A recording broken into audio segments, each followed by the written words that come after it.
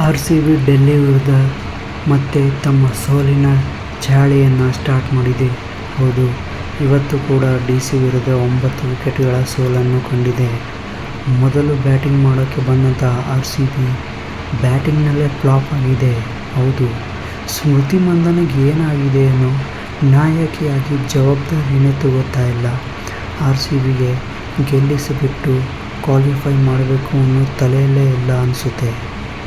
ಆದರೆ ನಮ್ಮ ಪೆರಿಗೆ ಇವತ್ತು ಬ್ಯಾಟಿಂಗ್ನಲ್ಲಿ ನಿಂತ್ಕೊಂಡು ಆಡಿದ್ದು. ಹೌದು, ಇವತ್ತು ಪೆರಿ ಏನಾದ್ರೂ ಬೇಗ ಔಟ್ ಆಗಿದ್ರೆ ಆರ್.ಸಿ.ಬಿಯ ಬ್ಯಾಟಿಂಗ್ ಕತೆ ಗಾನ್ ಆಗ್ತಾಯಿತ್ತು.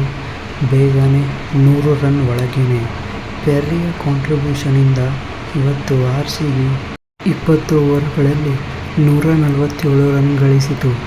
ಇದರಲ್ಲಿ ಪೆರಿಯವರ 60 ರನ್ ಕಾಂಟ್ರಿಬ್ಯೂಷನ್ನೇ ಜಾಸ್ತಿ ಇದೆ ಅಂತಲೇ ಹೇಳಬೇಕು.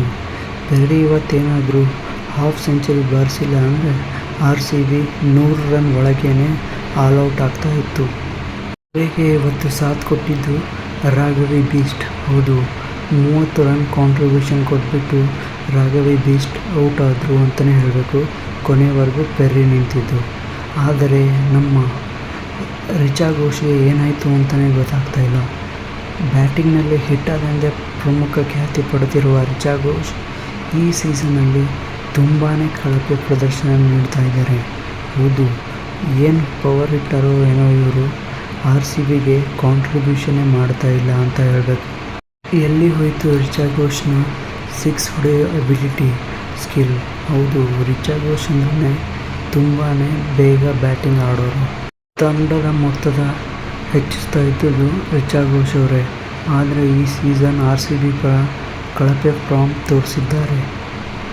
148 ರನ್ ಚೇಸ್ ಮಾಡಲು ಬಂದಂಥ ಡಿ.ಸಿ ಮೆಗ್ಲಾನಿನ್ ಬೇಗ ಔಟ್ ಆದರೂ ಕೂಡ ಶೆಫಾಲಿ ವರ್ಮಾ ಮತ್ತು ಜಸ್ ಜಾನ್ಸನ್ ಬೇಗನೆ ಮ್ಯಾಚ್ ಮುಗಿಸಿದರು. Shafali Verma 80 run, Jess Johnson 60 run ಗಳಿಸಿ ಡಿ.ಸಿ 9 ವಿಕೆಟ್ಗಳ ಭರ್ಜರಿ ಜಯ ಕಾಣ್ತು. ಬೌಲಿಂಗ್ನಲ್ಲಿ ಯಾರೂ ವಿಕೆಟ್ ತೆಗೆಯದೆ ಯಾರೂ ಶೆಫಾಲಿ ವರ್ಮಾಗೆ ಔಟ್ ಮಾಡಲೇ ಇಲ್ಲ. ಆದ್ದರಿಂದನೇ ಇವತ್ತು ಆರ್.ಸಿ.ಬಿ ಬ್ಯಾಟಿಂಗ್ ಕಳಪೆ ಹಾಗೂ ಬೌಲಿಂಗ್ನಲ್ಲೂ ಸೋತಿದೆ. ಸ್ಮೃತಿ ಮಂಧನ ಏನು ಮಾಡ್ತಾ ಇದ್ದಾರೆ ಅವ್ರಿಗೆ ಅರ್ಥ ಆಗ್ತಾ ಇಲ್ಲ.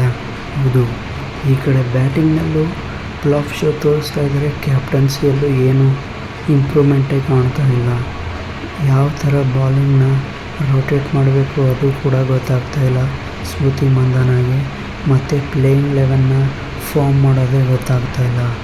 ನಮ್ಮ ಪವರ್ ಹಿಟ್ಟರ್ ರಿಚಾ ಘೋಷ್ಗೆ ಏನಾಗಿದೆ ಏನೋ, ಮ್ಯಾಚನ್ನು ಫಿನಿಷ್ ಮಾಡೋಕ್ಕೆ ಬರ್ತಾನೆ ಇಲ್ಲ ಇವ್ರಿಗೆ.